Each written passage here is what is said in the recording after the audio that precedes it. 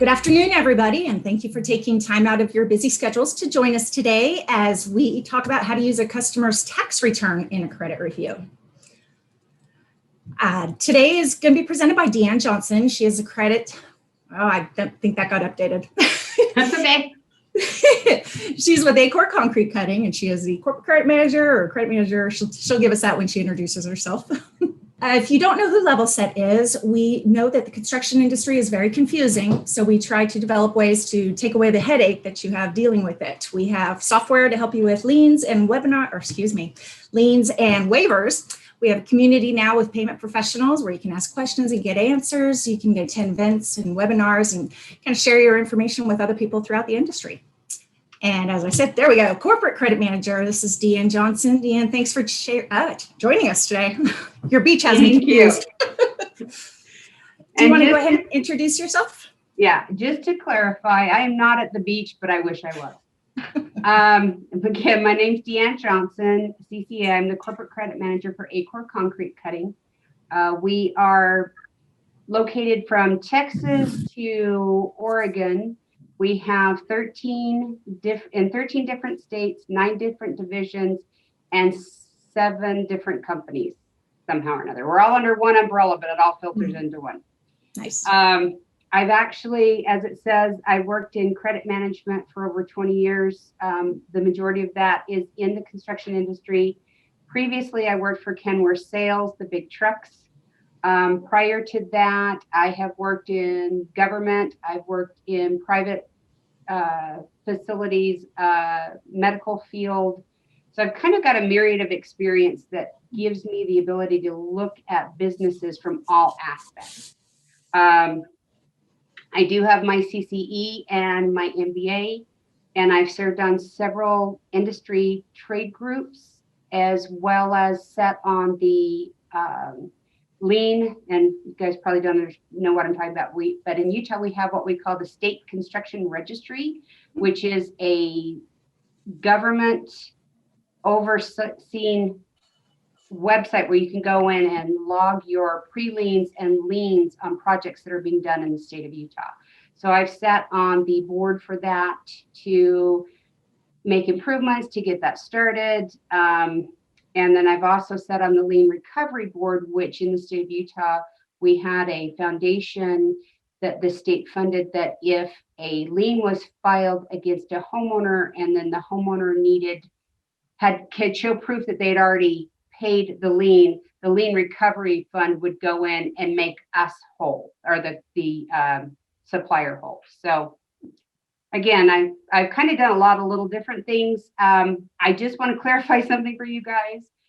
As having been in construction, as the majority of you probably know, financial statements are few and far between in the construction industry. Most construction companies are privately held. Getting financial statements out of them is an art. I do know people that have been successful with that. I don't see financial statements on a regular basis. We currently do, the majority of our work is under government contract.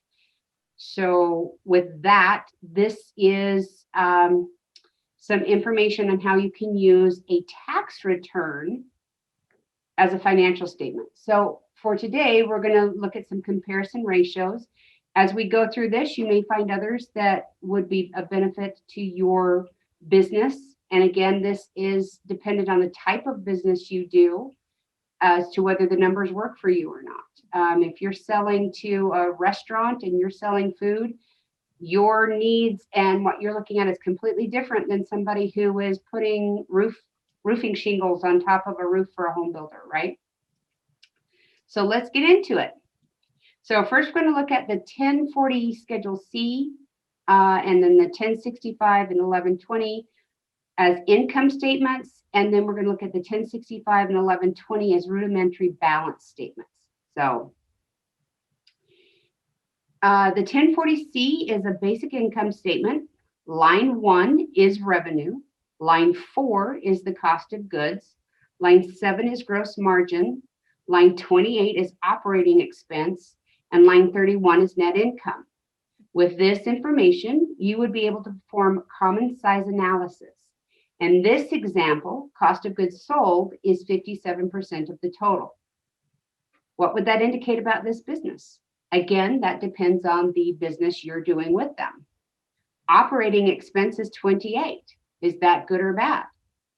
Again, depending on the industry you're in and what you're selling, that might be a great number, or that might be a number that is not in your comfort zone. Also remember, it's best to have 2 or more, if you can get them, tax returns or financial statements to do a trend analysis. You can kind of base some information off of what you're seeing here, but you'd really want more to show the last 2 to 3 years. So let's move on to current assets.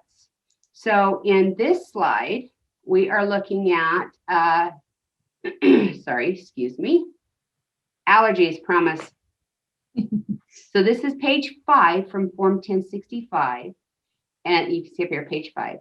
And this will allow you to calculate current ratio for liquidity. In this example, by adding lines 1D, 2D, 3D, 4D, and 6D, you have a total current asset amount of $65,846. Adding lines 15D, 16D, and 17D, you have a total current liability of $27,461. Current ratio is calculated by dividing the current asset of the $65,000 by the current liabilities, which is the $27,000, with a result of 2.4. Why is this important? If you're a short-term creditor, which we most all of us are, liquidity measures short-term solvency. So in this example, 2.4 suggests that there is $2.40 in current assets for every dollar of current debt. That's a good sign. However, a high current ratio is not necessarily good. If the business lets receivables age out, or in the case of a supplier, turn the inventory slower, the current ratio will go up while operations deteriorate. So, and this next slide that I'm showing you, this is just the Excel spreadsheet showing how that is all calculated. And if anybody wants this information, please let me know. I'm happy to share. On this next slide, we're going to look at current assets. So we're still on page 5 of Form 1065. So, and here we're going to calculate the quicker asset ratio. This ratio is more stringent This ratio is a more stringent measure of liquidity than current ratio, as it deducts the inventory. Why? Because it's an asset, inventory is the least liquid. Depending on the inventory, it may be high dollar or specialty items that, if liquidated, might be sold at a discounted or fire sale price that would reduce its value as an asset. In this case, all calculations are identical to the previous slide, with the exception that we subtract or don't add line 3D for inventory. This gives us a new ratio of 0.68. This suggests that this company should have the ability to pay off short-term debt, but may have to work out some payment arrangements without having to liquidate some inventory. And again, next slide is just, every other slide, just so you guys know, is the Excel spreadsheet breakdown. So the next slide we're going to look at is, again, we're still using page 5 from Form 1065. Everything's the same, but now we're calculating working capital. Working capital is the amount the business uses in its day-to-day operations. And this example, this company has working capital of $38,385. Is that good? Again, it depends on what you're selling, right? If they have working capital of $38,000 and you're selling them large ticket items, that might not be what you're looking for. That might not be what you need, right? So again, Excel spreadsheet. The next slide we're going to look at is going to be, and we're still, again, using Form 5 of 1065, the same lines as the previous slide. Hold on just a second. Sorry. Nope, this is a different, I gotta look here. Looking. This is a little bit different slide. Wait a minute. Let me catch up here. Oh, no, we are adding a page. That's what it is. So we're still using page 5. This is page 5. But we're adding page 1 from 1065. This way we can calculate the average collection period from this example. So here we have their net AR divided by their net sales divided by 365 equals 15.7. So that's their average collection period. That's how often they turn their cash. So is that good? Again, depends on the business you're doing, right? So let's move on to, again, Excel spreadsheet. As you can tell, I'm big on Excel spreadsheets because they keep my brain and where it needs to be. So now we're going to switch things up. We're going to start now using the 1120 form. And by using line 3, which shows an amount of $68,236, and dividing it by the total of line 1C, which is $215,600, we show this company has a gross profit margin of 40%. That basically means that 40 cents out of every dollar for this company they can use to pay down debt or invest back into the company. That's not bad, right? That's not bad. So again, we will move on to Excel spreadsheet. Clicking the wrong right button would be nice. So then we're going to move on to, again, still 1120. And okay. We can calculate the net profit margin as a percentage. So in this example, again, we're still using the same form. We have line 1C, right? We have line 30, which is $17,080 for net profit before tax. And we're dividing it by line 1C, which is net sales, which is 7.9%. That's almost an 8% net profit margin. That's pretty good. So now, again, we're going to move on to Excel spreadsheet. And we're still sticking with 1120. And on this, we are calculating net earnings after tax. So again, we're using much of the same formulas we did last on the previous slide. This time, though, we are subtracting line 31, which is the total tax paid. That gives us a net profit after tax of 4.36. That's kind of a drastic change, right? So this might indicate that this customer might be heavy in inventory that they're having to pay taxes on every year. Or some other thing that maybe their tax rate that they pay in their state is higher than what would be in another type of industry. And again, this is just the Excel spreadsheet. So I know it's kind of quick, it's kind of down and dirty, but so that leaves us to the end of my little presentation. Is there any questions that I can try and answer? You're on mute, Lori. There we go. Sorry. I was trying to stay quiet while you were talking. Thank you for that. That was a lot of information. If anybody has any questions, please go ahead and add them in the chat channel and we'll get them answered right now. I do have some that came in early. One is from Joe. What do you say to the customer to get them to give you their tax documents? That's a good question. My understanding about 5, maybe 6 years ago, there was some push to make tax documents public record. And again, that hasn't happened. All you can do is ask, because if you don't ask, you don't get an answer. And the worst they can tell you is no. There are other ways to find this information. Publicly trading companies, we all know you can get those financial. It's when you come to the private companies or the small entrepreneur who's doing business, maybe out of the cab of his truck, and you ask him for financial statements and he hands you a box of receipts. Been there.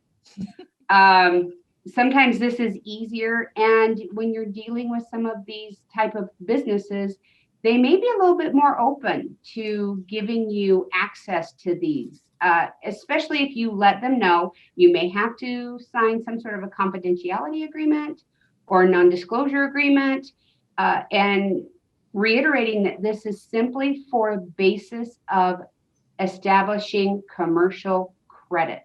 This information will not be shared or given to anyone else other than you or your credit analyst, whomever you've decided that will handle this. And that, once you are done with making your decision, these documents will be shredded. Sometimes it's just making the customer comfortable with what you're going to do with this information. Same thing if you ask for a personal guarantee. How many times have you asked for a personal guarantee and they'll sign the personal guarantee, but they don't give you their social security number? And they push back and say, well, why would I give you my social security number? Mm-hmm. It's kind of along the same line. I completely agree. All right, we've got another question from Robin. Do you feel tax documents are any more reliable than financials? Well, in my perspective, yes, because financial statements can be, I don't want to say the word doctored, but they can be made to look a lot better because they put a lot of fluff in there, right? They put a lot of, this is the reason why we're doing this. This is the reason why we sold this off. Tax statements are more black and white. Mm-hmm. Can the numbers be fudged? Of course, any numbers can be fudged, right? Any numbers can be fudged, but you're more likely to get a truer sense of the company's financial dealings with a tax statement than you are from a financial statement that is being put together by some company that, like I said, puts it in a nice shiny slicker with all of the information on the company. But that's just my perspective. I agree with that. If you're going to turn in documents to the state, you're in more trouble than they would just be with us trying to give them credit. Right, right. Let's see. Next question is from Amy. Do you get a lot of pushback when you request tax documents? Amy, I'll be honest with you. Because of the nature of what we do, as I said at the beginning, most of our projects are government. So there's a contract. I've never really had to ask for a tax document since I've been with ACOR. When I was with my previous company, which was a roofing material supplier, I actually did ask for a couple of tax documents, but it was from people we had done business with for a long time. So the relationship was already there. The trust was already there. I'm not negating that it wouldn't be difficult to ask, but again, if you never ask, you never get an answer. Mm-hmm. All right, next question's from Mary. How did you figure this out? Well, and I'm going to be honest with you guys. When I first started into commercial credit, and as deep as I've gotten, I had a mentor that we were talking one day about. I was taking my financial statement analysis class, and I asked the question, well, because I was working for a roofing material supplier. Most of my guys said, if you want their financial statement, here's a shoebox with receipts. You figure it out, right? So I said, well, what if they don't have a financial statement? And he looked at me and says, funny, you should ask that. You can use tax documents as financial statements. And we started talking, and this kind of evolved from that. So I've run this back by a couple of CPAs who were surprised, and I was surprised that they didn't know you could do this. Not saying all CPAs didn't know that you could do this, but they were surprised. They're like, well, I never thought of it that way. So it was just kind of a happy accident. And I will be honest, me not understanding when I first took financial statement analysis, what I was looking for and why. This helped clarify, solidify in my mind what I was looking for and why I was looking for it. So that's how this came about. Yeah, I'd never heard of this before. I think it's very impressive. Next question comes from Valerie. What other avenues can you use to find the tax docs if they don't want to provide them to you? Valerie, unfortunately, right now, tax documents and tax documentation are still considered private information. You are, I guess, in a way, bound by the ability or the willingness of your customer to share that information with you. And again, you're going to get pushback. You're going to get people that say no. But at the end of the day, if you go back to them, and this is just my experience, and this goes with financial statements, tax statements, personal guarantees.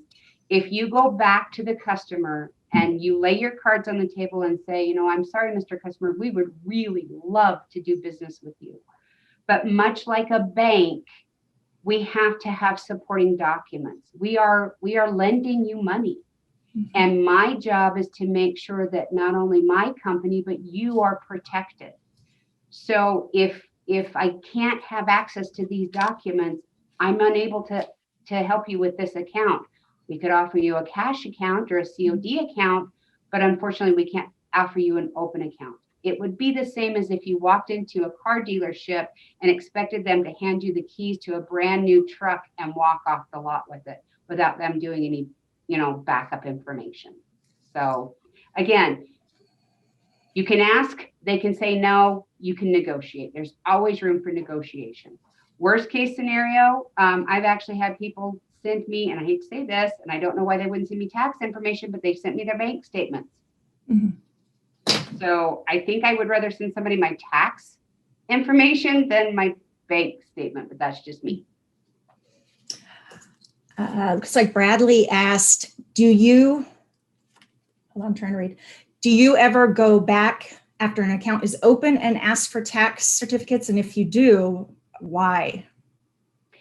There's many reasons why you should go back on and ask for any documentation.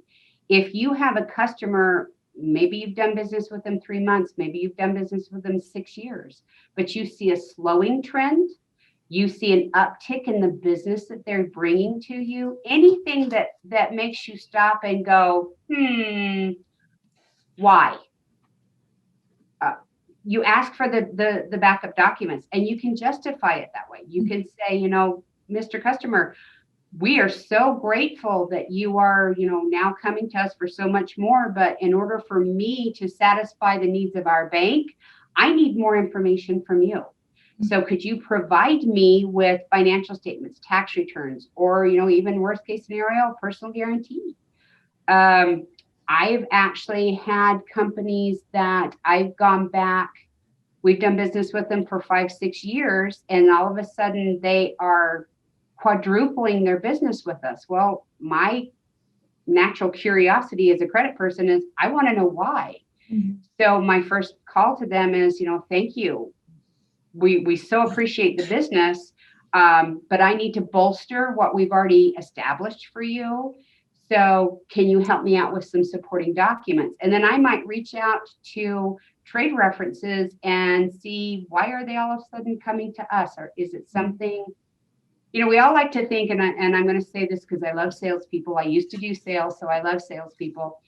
Salespeople think that our customers come to them because they love them, right? Mm-hmm. We all know that that's kind of a little gray area. A lot of times when we see a customer that's only used us sporadically or for small amounts, all of a sudden they quadrupled or tripled their amount with us, is because most likely they've been put on hold with another creditor.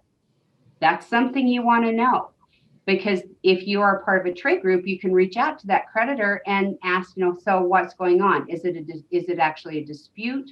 Was there a problem with a specific project?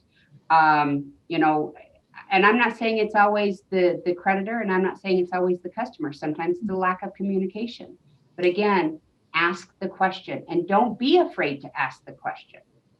You are the steward of your company's, in most cases, largest asset, at least the second largest asset. And your alliance should be with protecting that asset so that you and everyone else that works for your company takes home a paycheck.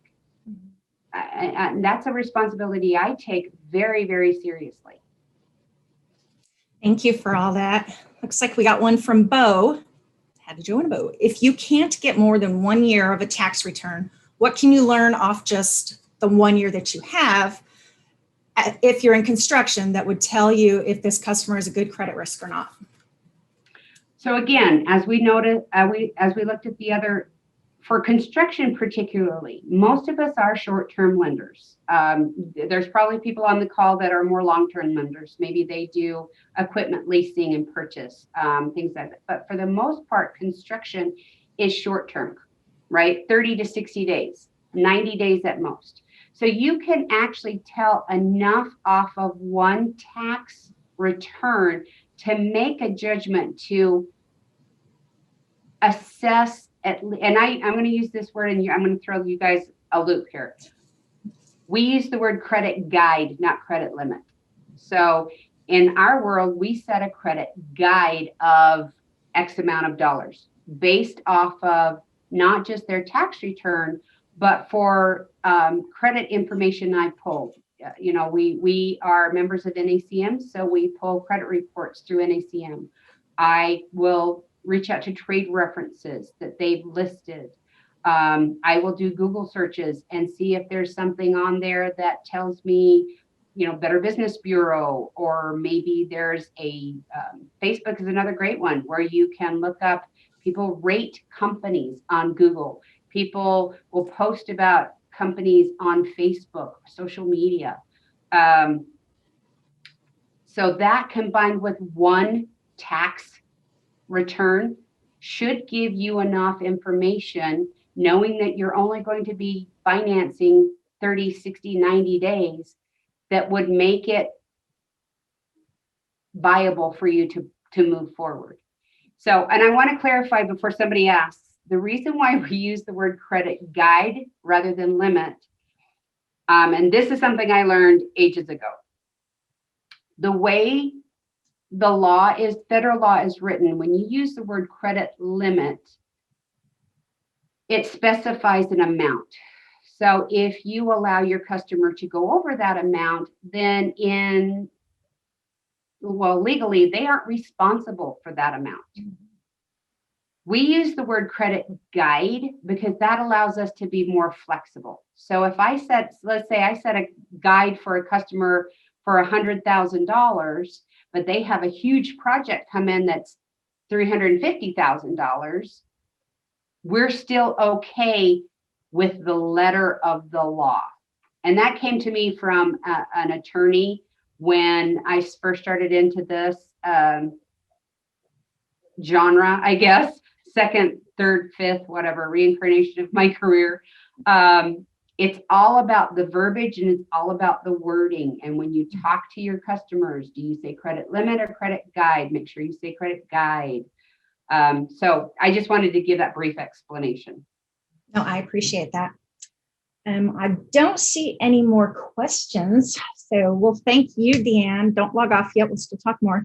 But thank you for taking your time out. This is definitely a lot of information. We've had several people ask for the presentation so they can get the numbers more. So we'll share that out as well. If you'll go to the next slide. One thing we like to tell people is about Thea Dudley. She is known as the credit overlord. We do have a credit management course that is on our website that you can get certified for. It's about, I think, like 4 different sections, 8 different sections in each of those. I mean, it's very short amounts of time, so you can take it at your own pace, but you could get certified for that. I do have a little book thing going on right now that I just put in chat. If you want to try and win a copy of Thea's new book, Guide to Credit and Collections, go ahead and download. You'll fill in the blank. Go ahead and download first about, I think it's 11 to 15 pages. If you like it, email me your thoughts on the first few pages and tell me if you would like a copy of the book or not, and we'll go from there. Okay, go ahead and do the next one. Clicking in the wrong box. Sorry. You're fine. There's Deanne's information. You can email her directly if you have any more questions. I know someone was asking about your Excel. You always kept saying there was an Excel. So I know that's not in the slideshow, but if you can share that, some people were requesting that as well. Yeah, Be sure to watch. Awesome. Thank you. Be sure to watch your email. Right after this webinar, you'll get a short quiz. Answer that, turn it in. We'll get you certified for taking this course. And again, thank you very much for taking your time out, Deanne. That was some great information that I wish I had back when I had to do all this stuff. Well, thank you for asking. Absolutely. Thank you, everybody else, for coming out, and we will see you later.